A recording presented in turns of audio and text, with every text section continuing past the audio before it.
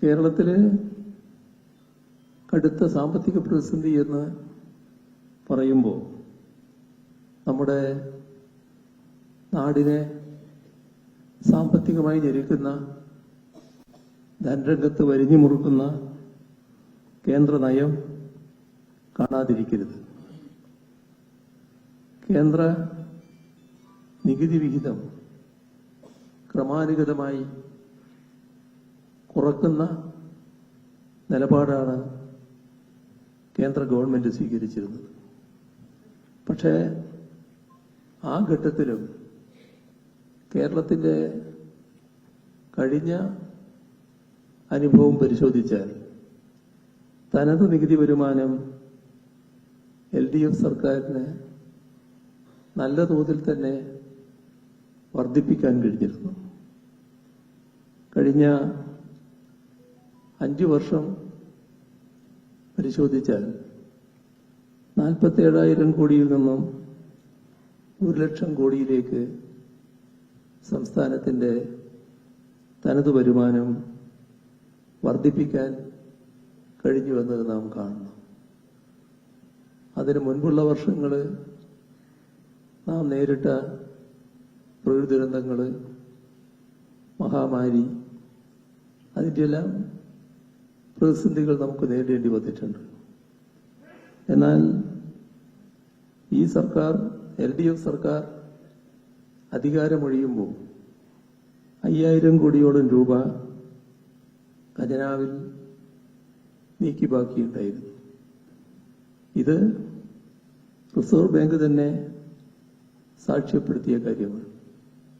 ഇതെല്ലാം മറച്ചുവെച്ചുകൊണ്ട് ഒരു തെറ്റായ പ്രതീതി സൃഷ്ടിക്കാനാണ് UDF സർക്കാർ ശ്രമിച്ചത്. ഒരു പ്രത്യേകത ഇപ്പോ ഉണ്ടായതും കാണേണ്ടതായിട്ടുണ്ട്. 16ാം ധനകാര്യ കമ്മീഷൻ കേരളത്തിനുള്ള കേന്ദ്ര നികുതി വിഹിതത്തിൽ ചെറിയൊരു വർധനവ് വരുത്തിയിട്ടുണ്ട്. ഡിവിസിബിൾ പൂളിന്റെ 1.92% നേരത്തെ കേരളത്തിനുള്ള വിഹിതം. എന്നാൽ ഇപ്പോൾ അത് 1.92 നിന്ന് 2.38% ഉയർത്തുന്ന നിലയുണ്ടായിട്ടുണ്ട്. പക്ഷേ വസ്തുതകളായി കാണാതെ കേരളത്തിലാകെ കടുത്ത പ്രതിസന്ധിയാണ്, സാമ്പത്തിക പ്രതിസന്ധിയാണ് എന്ന് ഒരു ചിത്രം ഉയർത്തിക്കൊണ്ടുവരാനാണ് ധവളപത്രത്തിലൂടെ സർക്കാർ ശ്രമിച്ചിട്ടുള്ളത്. ഖജനാവ് കാലിയാണ്. ഇത്തരമൊരു വ്യാജ പ്രചരണത്തിന് സൈദ്ധാന്തിക ന്യായീകരണം നിരത്താനാണ് ധവളപത്രം ശ്രമിക്കുന്നത്. കേരളം കടം കയറി മുടിഞ്ഞു എന്ന ഒരു ചിത്രം വരച്ചുവെക്കാനാണ് ധവളപത്രം വല്ലാതെ ശ്രമിച്ചിരിക്കുന്നത്.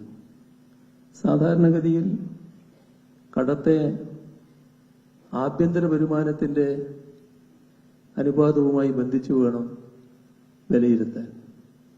അത്തരത്തിലുള്ള കണക്കുകൾ ഇവിടെ അവതരിപ്പിക്കുന്നില്ല. തെറ്റിദ്ധരിപ്പിക്കാനുള്ള ശ്രമങ്ങളാണ് ബോധപൂർവം നടന്നിട്ടുള്ളത്. നമ്മുടെ സംസ്ഥാനത്തിന്റെ ആഭ്യന്തര കടം ആഭ്യന്തര വരുമാനവുമായുള്ള അനുപാതമെടുത്താൽ 39% നേരത്തെ. അത് കഴിഞ്ഞ 5 വർഷം വർദ്ധിക്കുകയല്ല ചെയ്തത്. 39 നിന്ന് 33.6% കുറഞ്ഞു. ഈ കാര്യം ധവളപത്രം പൂർണ്ണമായി മറച്ചുവെക്കുകയാണ്. കടഭാരത്തിന്റെ കണക്കെടുത്താൽ നമ്മൾ മാത്രമല്ലല്ലോ രാജ്യത്തുള്ള സംസ്ഥാനം. രാജ്യത്തെ കടഭാരത്തിന്റെ കണക്കെടുത്ത് പരിശോധിച്ചാൽ സംസ്ഥാനങ്ങളൊരു പട്ടിക തയ്യാറാക്കിയാൽ ആദ്യത്തെ 10ൽ കേരളത്തിന്റെ പേരില്ല. റവന്യൂ കമ്മി നവലിബറൽ ചിന്താഗതിക്കാരുടെ ഒരു സ്ഥിരം പല്ലവിയായിട്ടുള്ള കാര്യമാണ്. ഇത് ധവളപത്രത്തിൽ ധാരാളമായി ഉപയോഗിച്ചതായി കാണാം.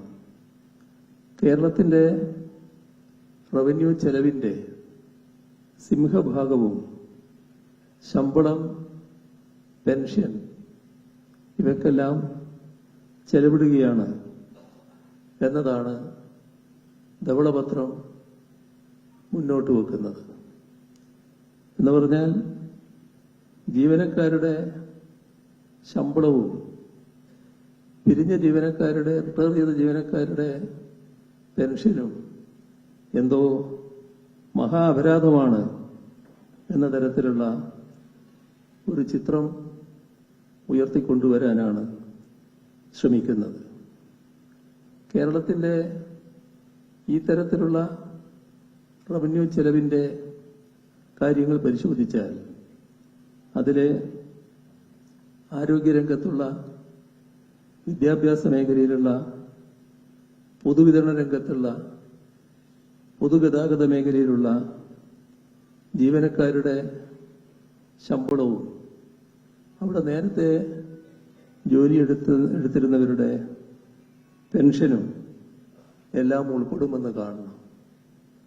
ഈ മേഖലകൾ നമ്മുടെ കേരളത്തെ സംബന്ധിച്ചിടത്തോളം വളരെ പ്രധാനപ്പെട്ടതാണ് എന്ന് പ്രത്യേകം പറയേണ്ടതില്ല. നമ്മുടെ സാമൂഹ്യ മേഖലക്ക് നൽകുന്ന മുൻഗണന, അതാണ് കേരള വികസനത്തിന്റെ അല്ലെങ്കിൽ കേരള മോഡലിന്റെ ആണിക്കല്ല്. ആ നിലക്ക് ഈ മേഖലയിലെല്ലാമുള്ള ജീവനക്കാർക്ക് ശമ്പളം കൊടുക്കുന്നത് അതെന്തോ മഹാ അപരാധമാണ്.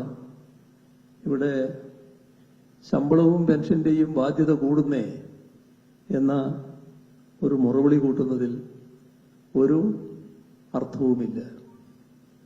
പെൻഷനും ശമ്പളവുമാണ് സംസ്ഥാനത്തിന്റെ ധനകാര്യ പ്രതിസന്ധിയുടെ പ്രധാന കാരണം എന്നൊരു വ്യാജ പൊതുബോധം സൃഷ്ടിക്കാനാണ് ധവളപത്രം ശ്രമിക്കുന്നത്. ഇക്കാര്യത്തിൽ ധവളപത്രം പിന്തുടരുന്നത് യാഥാസ്ഥിക പൊതുധനകാര്യ സമീപനമാണ്.